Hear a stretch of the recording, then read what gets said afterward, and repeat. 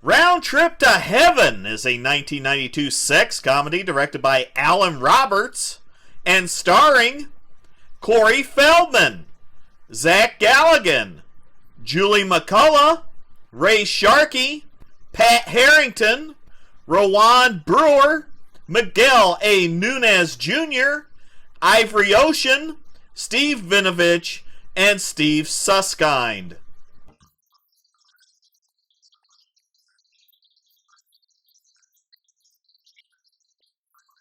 The theme song makes me want to vomit. And when you think about it, this is the cheapest opening background you can do. Okay, we have a desert meeting, cowboy boots, shades. I guess it's a drug deal.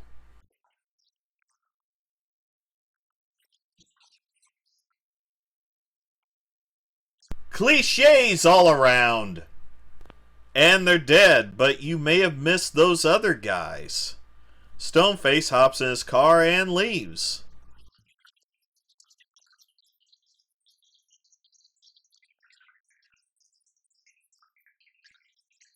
I don't think tires squeal in the dirt.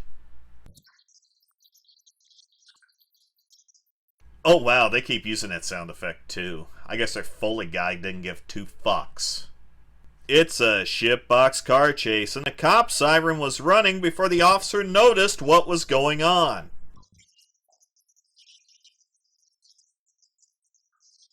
Cliche!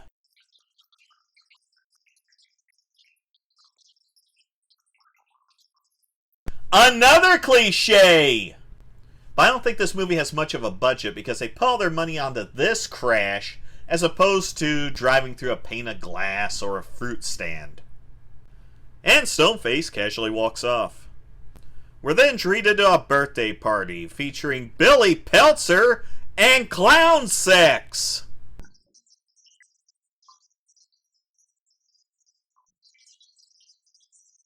These kids should just murder the guy. Stoneface goes up a ladder, then down a ladder, and brilliantly hides his luggage in the trunk of this Rolls Royce.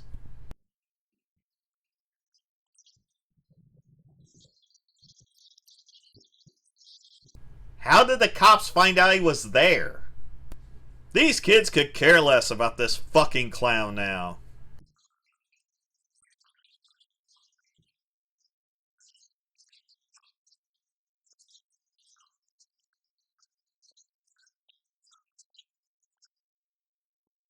So is this a follow-up to Gremlins where Billy Peltzer is a failed artist and husband to Phoebe Cates?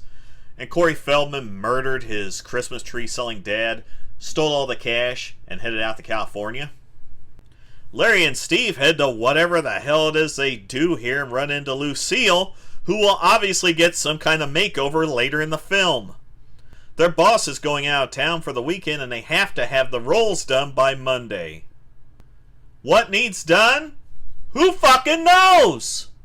It's a me, Mario!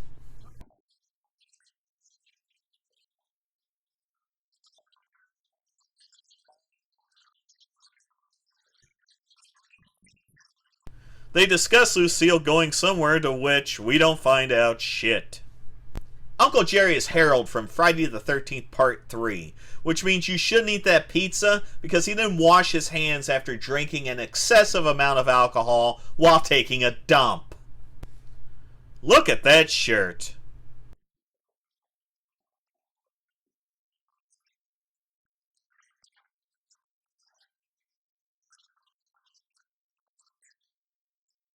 I don't know if I'd touch that magazine because I'm sure it's covered in love stains.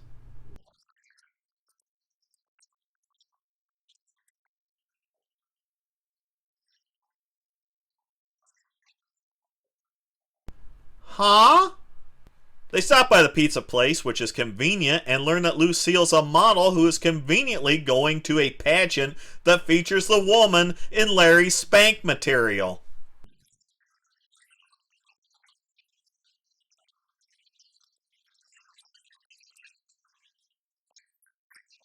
What? Where did this plot point come from? Oh, it's padding. I get it.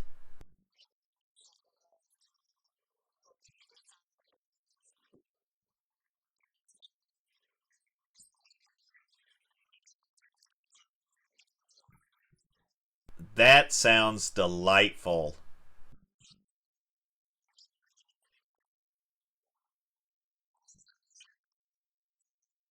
So they're gonna get laid? I guess that's the end of the movie. Thank Christ. Everyone begins the getting it on process, and we encounter a great assortment of condoms.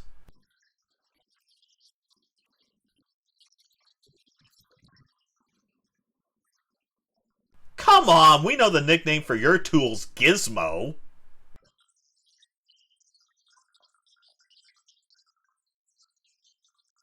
What's the most unbelievable thing in this film? The guy with that clown on the wall is getting laid.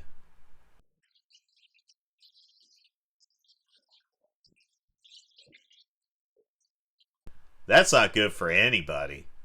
Larry hears a story while getting his dick wet that his dream girl, April Summers, is going to be at that pageant.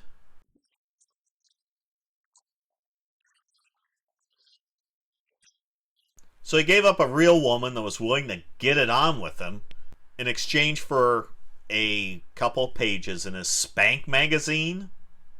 And wasn't this information already established by Mario? Larry offers up a plan that they take the rolls down to Palm Springs so he can finally meet the girl he jerks off to on a regular basis. Then he has a wet dream about her that is unceremoniously cock-blocked by Steve. Well, I guess the cops didn't hold Stoneface for 48 hours. At least the cops are on his tail, though.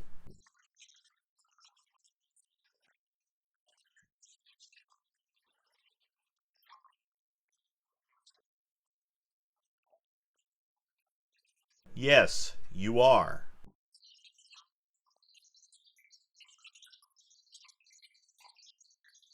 See? The rolls leaves and...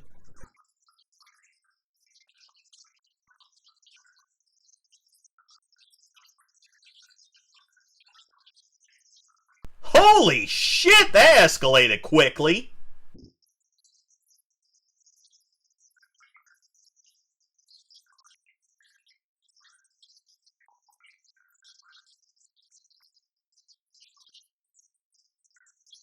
What the fuck? Isn't that enough to pull the cab over and send Stoneface back to the slam?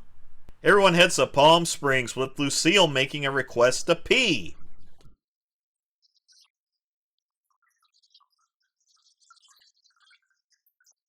Then they ditch your ass. Then they immediately run out of gas.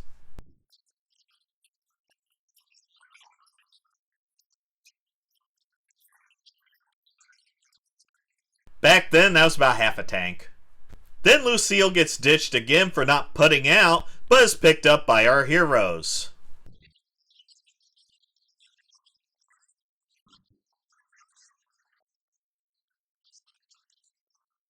Translation? Larry has active warrants. Here's some hot 80s sax that survived into 1992.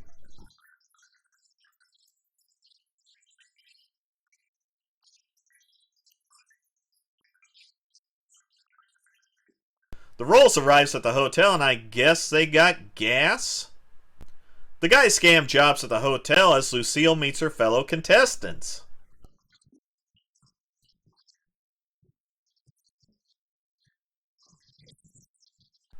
Bitch. See? And we're treated to a stereotypical poolside pageant. This guy knows where many hookers are buried. Back at the cab,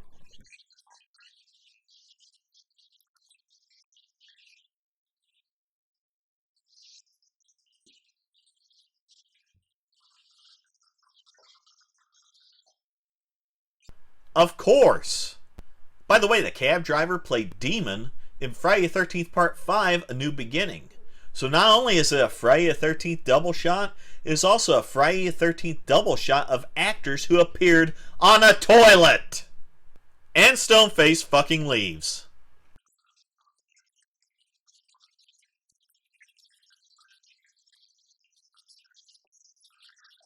Officers, that's a crime, right? And are they psychic? Why are they there? They score a room for the weekend and need tuxedos for the big party that night. Wow, there was some real money put in the graphics package for this pageant. Outside, Stoneface finds the rolls as the guys work the room.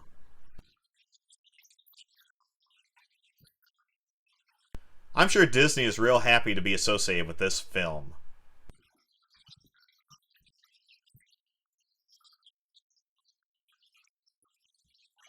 I bet Bill Cosby heard that a lot. They almost get busted, but Lucille makes a save, making her a better wingman than either of these assholes.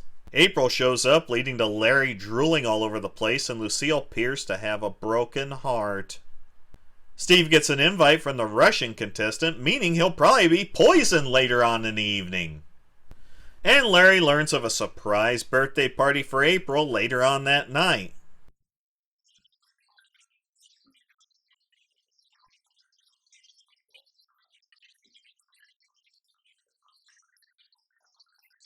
Do you know how much condoms probably cost in a hotel? Go down the street to a fucking Walgreens!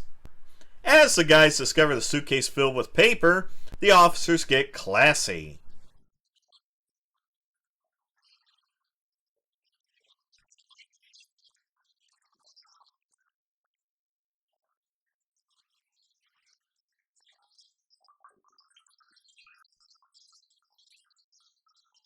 She doesn't fucking care. Here's some abuse of power.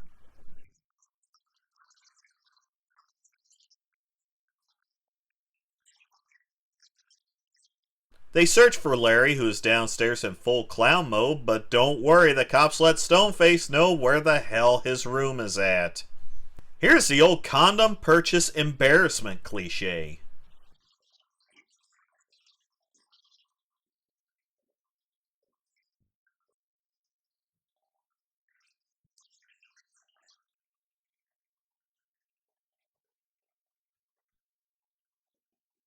That's actually a good move.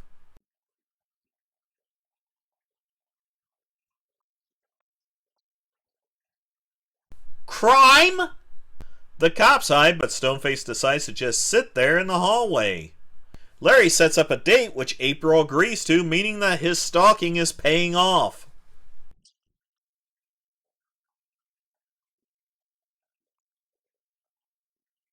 Oh, Jesus. The Russian ends up in the room, and it looks like some Peltzer pecker will be getting some work tonight. Meanwhile, there's some prime bullshitting going on downstairs.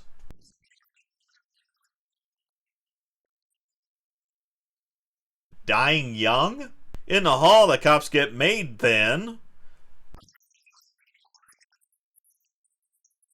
Holy shit!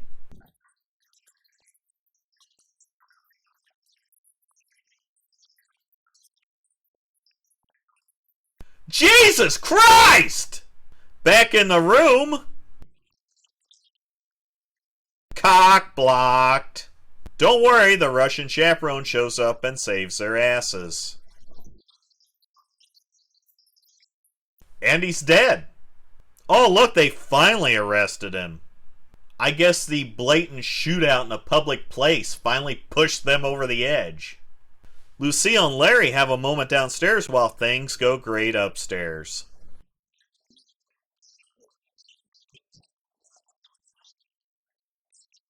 Larry shows up and fuck you, we're taking this party downtown. It's pageant time! Oh, neither can I. Lucille learns that April is going to ditch Larry, then it's sabotage for some reason that doesn't matter because she immediately gets a new dress. That is a sweet mullet. All the main ladies win, with April being the big winner. They plan on meeting at midnight, but winds up being closer to sunrise, and Larry's about to score with a girl he has masturbated to in a magazine for months, but decides to fucking leave. Larry is now in love with Lucille, and the chase is on, but with a film that had a focus on a Rolls Royce, it makes sense to use golf carts in the end. Or, the rental time on the Rolls Royce expired, which is probably more likely in a film like this. He arrives at the airport and they kiss. The end. I don't know if the worst 80s sex comedy is as bad as this. The plot is nonsense, and the screenwriter needs to take a class, preferably in accounting. Seriously, the film gave me a fucking headache, possibly a tumor. The Stoneface arc is totally useless and pointless, other than padding out the runtime. I mean, seriously, our two leads interact with him for maybe 60 seconds? And what's with the title, Round Trip to Heaven? There's no round trip. They drive to Palm Springs. That's your movie. This thing is fucking garbage.